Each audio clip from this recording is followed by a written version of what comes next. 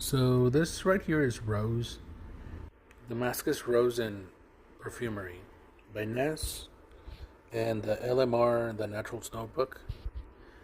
And this will give you a lot of information on history and how it came about, where it comes from, and what parts grow this kind of rose.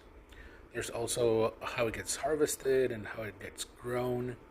There's also how many pounds and all sorts of stuff like that that they use and get from. And there's also how they distill this down into a usable oil for perfumery.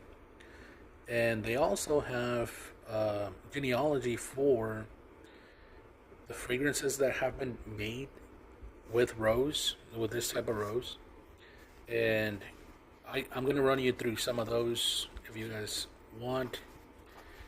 So some of those start off with vegetal green rose. There's red roses by Joe Malone. There's blackcurrant leaf green rose. Roses Ikebana by Hermes. There's woody rose, Rose 31 by Le Labo.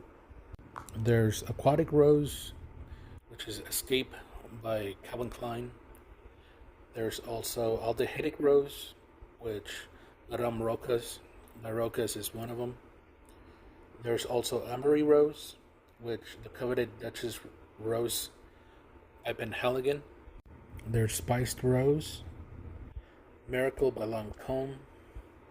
There's violet rose, which is Misia by Chanel.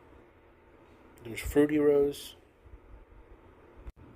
Nahima by Guerlain.